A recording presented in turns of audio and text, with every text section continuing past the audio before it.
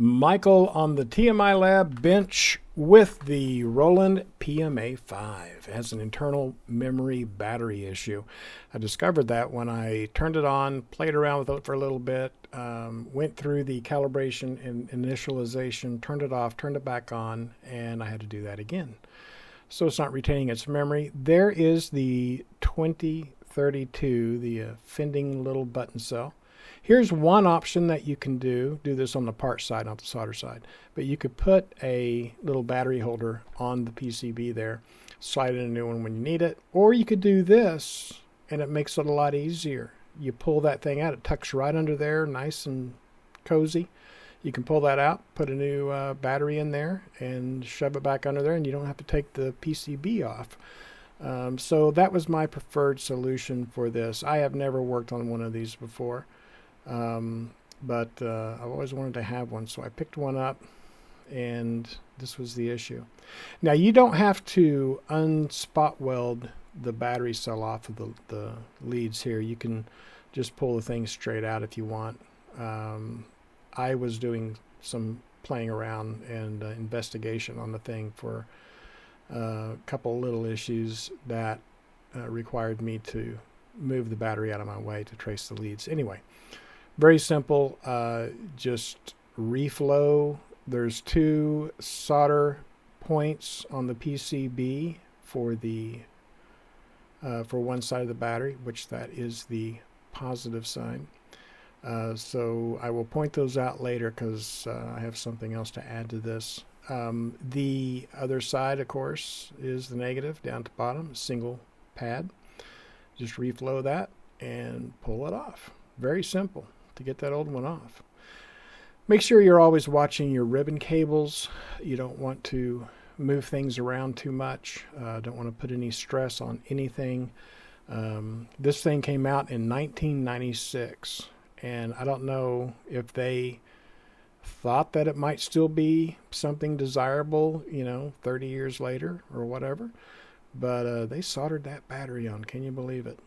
So we've seen that before. And anytime I see that, regardless of if the battery's good or not, I go ahead and do this swap out and put in a battery holder. Much the same way that I do ICs and IC sockets. Same thing. So I've tinned the ends of this battery holder, and now I'm just putting that on. I kind of sped it up for you, so you don't have to waste too much time watching this. I'm going to point some things out to you, so keep watching. So this little unit's really cool. Again, it came out in 1996. It's got, I think, the sound canvas sounds. It has I think they said 306 synths and instrument sounds on it. It's got 16 drum sets, all GMJS compatible. Has an 8-track sequencer. Pretty cool arranger with 600 music patterns and variations, and it has a 20-song memory. You can store and recall 20 user patterns. Computer interface built in. They've got some little attachments for that, little cables you can get, and plug it into your classic 1990s computer, I guess, if you so desire. It also has a foot pedal on there as well, just standard 1/4 inch. So battery or AC, and the AC power supply for this is a 9-volt DC reverse polarity. By that I mean you've got a negative center, and the shield on the outside is your positive. So I'm doing some testing here, and what I realized is that those 2 points on the positive side are not connected on the board. They are connected through the actual battery holder itself. So I wanted to kind of replicate that, and there are instances where you have, especially from an engineering side of things, you do have to consider the characteristics of a PCB when you're designing a circuit, and sometimes things are really tight tolerance, and if you've got a real long trace and it's adding an extra bit of resistance, you may have to change the value of your resistor. So knowing that, this point here is where I soldered that connector on. This other point that I'm highlighting here is not directly connected to that, and it should be, because it was with the old holder. So the way I'm going to remedy that is, of course, a little insulated jumper. Very simple.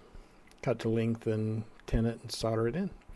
So that should pretty much replicate the way that it was with that holder, providing that short across on that circuit board between those 2 points. So, and I'll test it again. I test and test. Every time I do something, I test to make sure. There's nothing worse than not doing that and having an issue when you put everything back together. So now I'm just checking my voltages out, make sure. Turn the battery thing. There's a switch on that battery compartment, which I wish I didn't have, but it's okay. Doesn't matter. You could short across that if you wanted to and just make it always on. But you never know if you may need to do something that requires a hard reset and you want to kill that internal memory as well. So what the heck, leave it on. So this thing has a couple little design questions. I don't know what they were thinking, but it could be something that simple, like socially we didn't really get to the point of engineering what should be the norm. But when you have this thing in its fancy faux leather pleather case, when you open it up, the unit is in your left side of that book, if you will, opening it like a book. The unit's on the left and you have the flap on the right, but it's the back flap. It's really weird that they did that. It seems like it should be the other way. You open the flap to show the unit on the right. You know, it's just, I don't know. It just always felt ergonomically strange to me. So here I am testing it out. You turn it on and it says calibrating because it's the first time. It's on battery power right now. First time that it's been turned on. So it says calibrating, and you have to hit the dot that's on the lower left. And once you get that, then a little arrow will say, okay, go up and hit that one. And you're calibrating the screen for use with the stylus. And then it says initialize or something like that. And you hit the link for the little button on the screen that pops up. And then if you turn it off and turn it back on, it should go straight to the boot sequence the next time. Instead of saying, hey, you need to initialize this. You should only have to initialize it one time.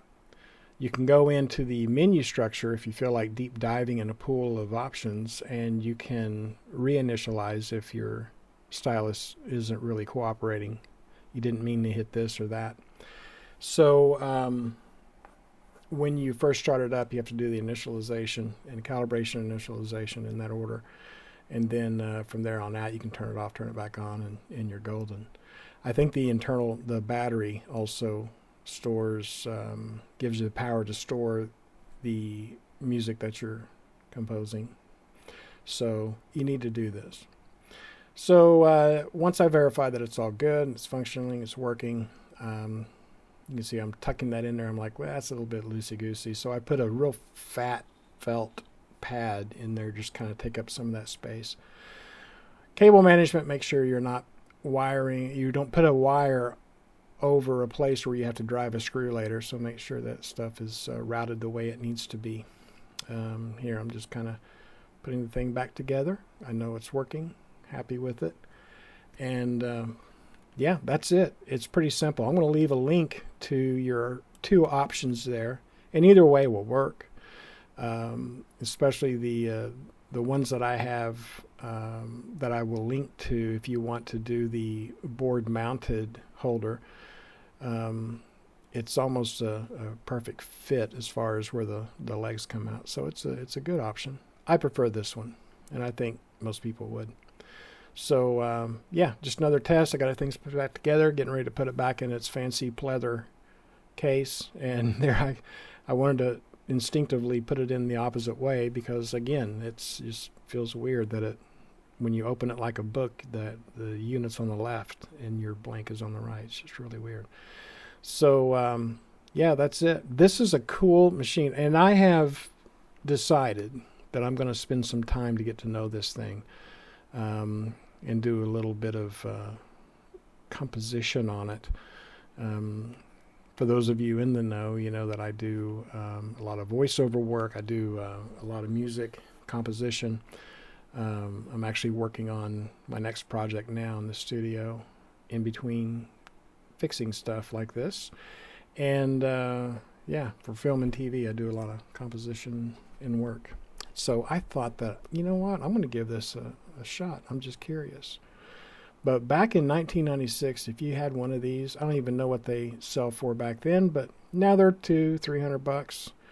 Pick one up if you can. It's really, really cool. I may deep dive and do some stuff. Also, it doesn't have a backlit display. That's a little feature I'm thinking about doing a mod on this for. So if you're interested in seeing that, leave a comment, like, subscribe, all that neat stuff. Links in the description. You guys have a great day. Rock on.